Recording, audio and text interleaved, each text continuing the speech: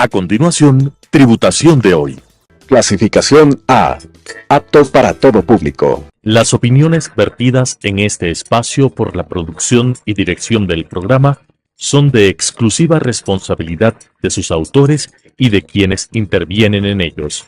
Telesucesos Canal 29 UHF presenta Tributación de hoy, un programa destinado para los ciudadanos en su entorno fiscal para el Ecuador, con la conducción de la doctora Cristina Trujillo. Tributación de hoy.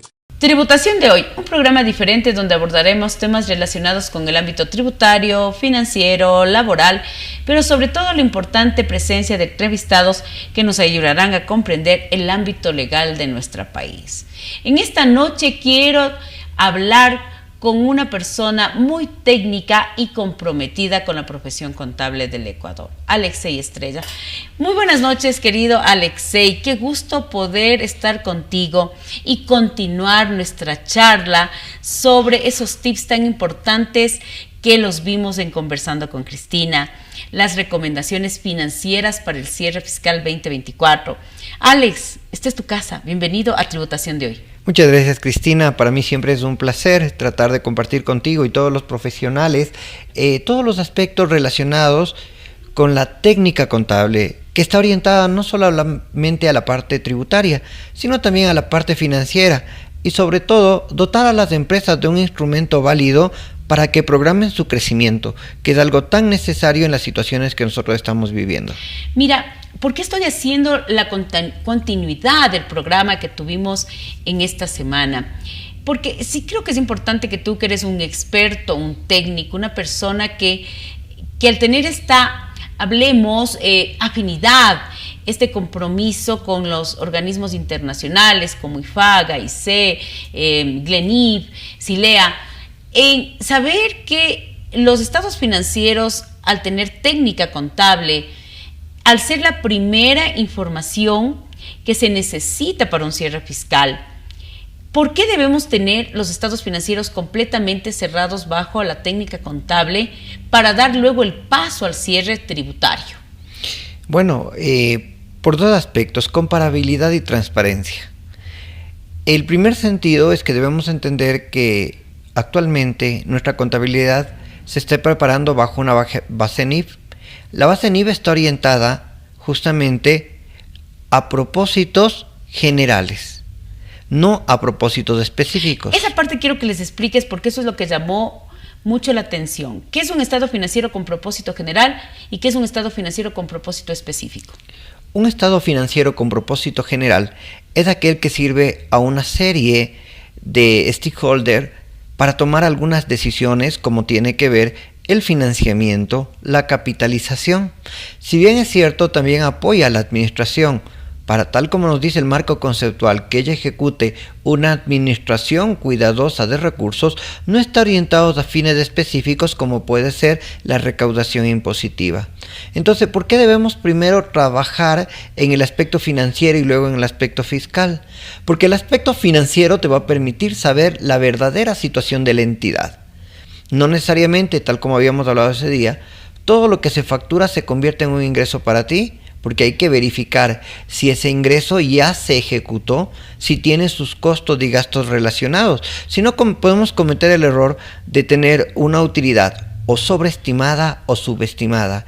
Y lo que debe entender el contador, el administrador, es cuál es la situación real de la entidad acogiendo lo nuevo que va a pasar. Tenemos problemas energéticos, tenemos problemas de cartera, todos estamos teniendo esa realidad. Una situación que nos permite identificar cuál va a ser la proyección que vamos a tener en 3 meses, en 6 meses, ayudará a una administración cuidadosa. Tú me acabas de decir el principio del devengado. Y eso es importantísimo porque, mira, hay muchas personas que me dicen, esto es importante, el tema de el servicio prestado, el bien transferido, los costos y gastos que siempre tienen que estar identificados al ingreso, los riesgos y beneficios que realmente se hayan trasladado, si queremos ponerlo en un lenguaje sencillo, el comprador al vendedor. Tenemos un principio del devengado contable y también un principio del devengado tributario. Es decir, que el cierre fiscal, nuestras operaciones realizadas, nuestras operaciones que efectivamente sucedieron dentro de un periodo fiscal, que tanto la norma tributaria como contable la define, tienen que ser las que determinen esa utilidad contable y luego del proceso conciliatorio, pues la que vaya a la parte fiscal. Sí, efectivamente. Y aquí pues, se puede evidenciar ciertas debilidades de los profesionales contables, porque a veces dicen, mira, yo facturé pero no tengo los gastos, creo una provisión por todos estos gastos, y verdaderamente no están aplicando de una manera adecuada la norma, porque la norma nos convida a realizar un análisis en el que nos permite primero analizar, ¿es un ingreso o no es un ingreso? Y si no tenemos certidumbre, tratar de considerarle justamente como la recuperación del costo incurrido. Entonces, muchas veces puede ser de igual forma, no he facturado nada, pero yo tengo desembolsos realizados. Entonces muchos dicen, y saco pérdida. No, porque esto tiene que ser evaluado bajo los conceptos de la NIF 15 o de la sección pertinente en NIF para pymes, en las cuales nosotros analizamos y decimos, muy bien, tú has gastado 10, ¿vas a poder recuperar los 10 cuando factures? Por lo menos reconoce el ingreso por los mismos 10 para que haya el efecto neutro. O la inversa, tú tienes incertidumbre sobre lo que va a pasar. Entonces en NIF para pyme de eso que se convierte en un inventario de servicios en muchos casos y en normas completas como un activo proveniente de contratos con clientes. Activos por contratos. Alexei, una de las preguntas que siempre nos han hecho es que las NIFs para pymes van a tener una fuerte actualización. ¿Cómo va eso? Bueno, la verdad es algo bastante complejo porque hubieron tantos cambios que ya no se va a hablar como una revisión. La primera versión fue año 2009, la revisada fue 2015, y justamente la nueva ha sufrido tantos cambios que ya ahora se llama NIF para pymes tercera edición.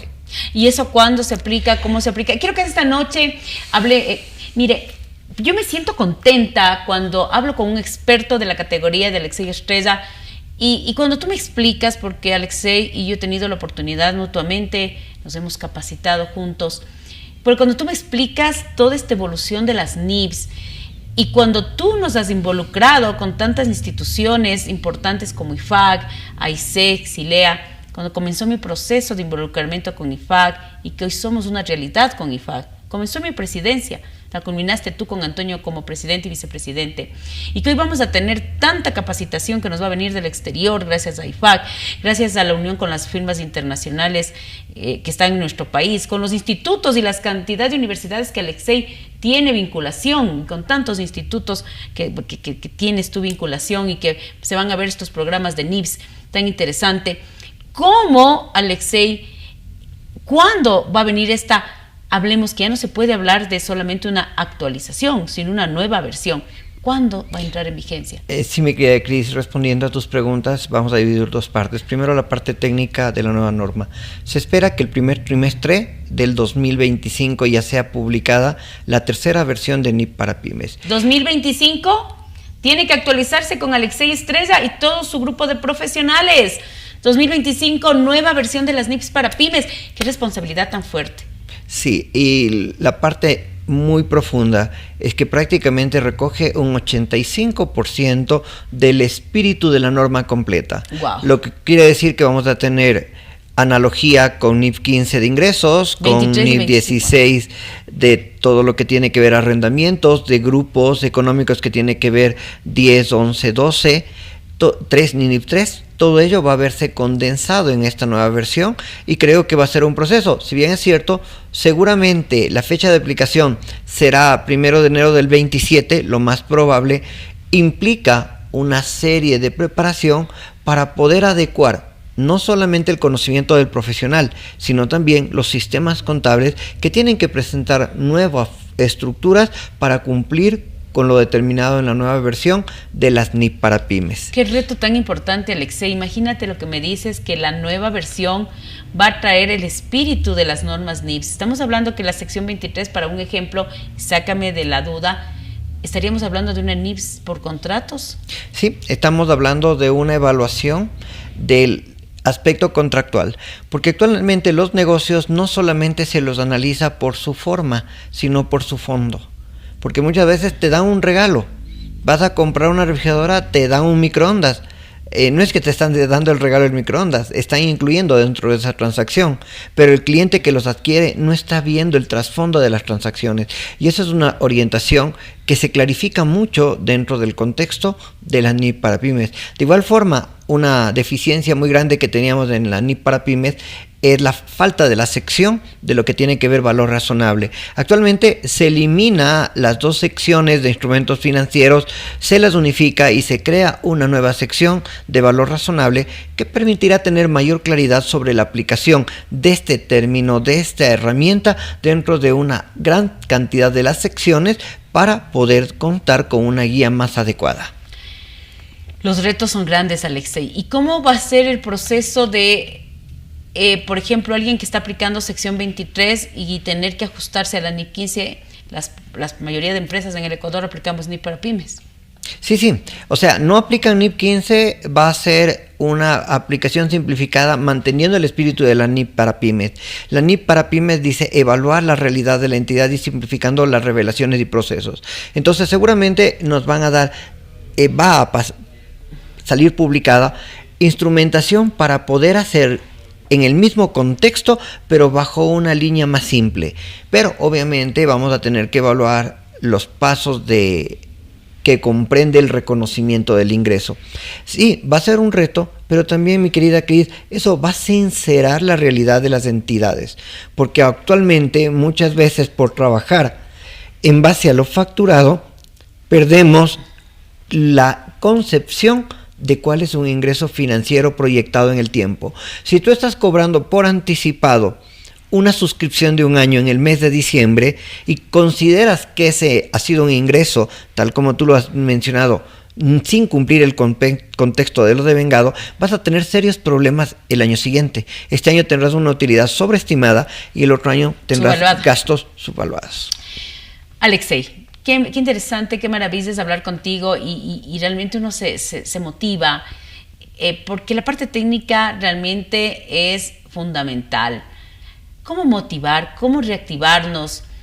Ha sido unos años muy duros después de la pandemia. Entendemos que la parte económica, la parte de estar activos, nos ha pegado a todos los niveles y a todos los sectores.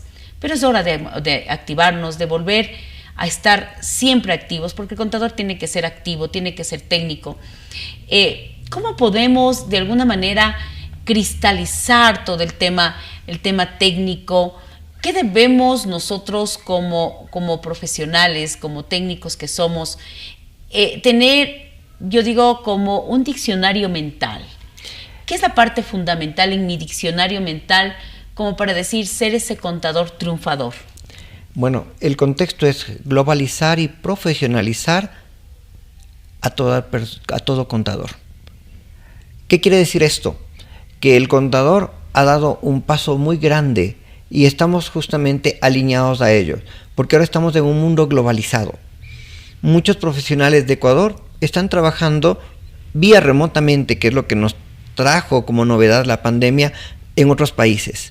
Pero nosotros debemos estar preparados para trabajar en Ecuador, para poder trabajar en Colombia, para poder trabajar en Chile, en España o en Estados Unidos. Nosotros tenemos esa capacidad. Y actualmente lo que hemos logrado de compaginar, de interactuar con las entidades globales como es IFAC, AIC, AECA y demás, han logrado que se internacionalice el profesional contable, de tal manera que nuestra meta es que el contador pueda desarrollarse ya no localmente, no solo localmente, sino globalmente. Estamos en capacidad.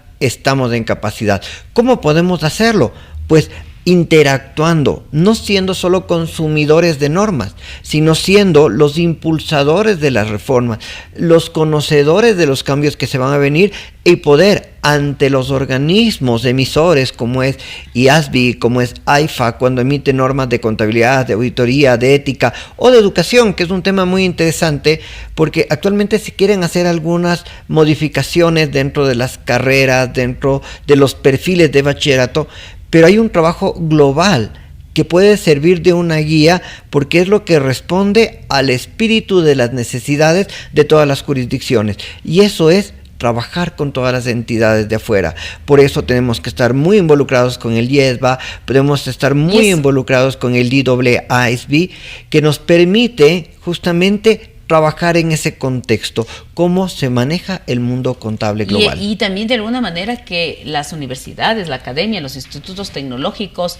pues ser también un gestor de que todos estos cambios estén dentro de sus planes académicos y, ¿por qué no?, la parte gremial, pues ser ese puente, ¿no? Como siempre lo hemos sido, los líderes en el tema de la parte, pues, técnica. El estado financiero es una herramienta para varios propósitos y no puede dejar de ser la herramienta para una declaración adecuada de impuestos.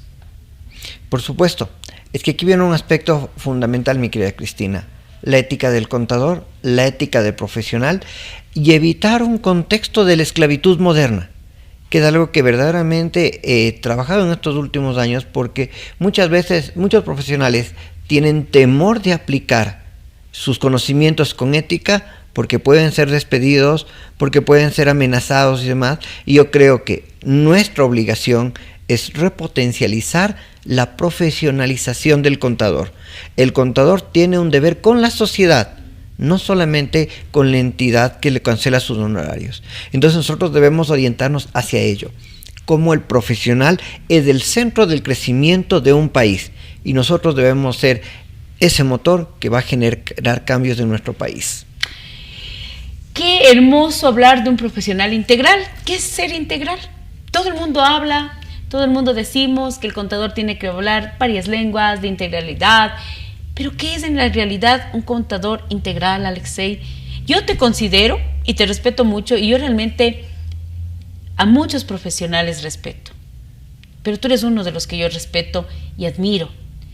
Y realmente, para que yo te diga que eres uno de mis contadores favoritos, es porque definitivamente lo debes ser, porque te admiro como persona, por tu transparencia, por tu ética, por tu integridad y sobre todo por tu técnica. Pero yo te quiero que tú me contestes y les digas en esta noche qué es ser un contador integral. Bueno, contador integral es un contador comprometido. ¿Comprometido con qué? Con su conocimiento y aprendizaje en todas las normas, regulaciones y actividades propias de la profesión.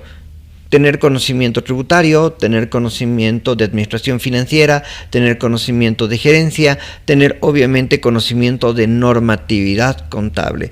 Esa es una primera parte del conocimiento, en la que nosotros muchas veces de una pirámide decimos que aplicamos el conocer, comprender y aplicar. Pero un contador integral no es solamente el que conoce, comprende y aplica, sino el que analiza, sintetiza y evalúa.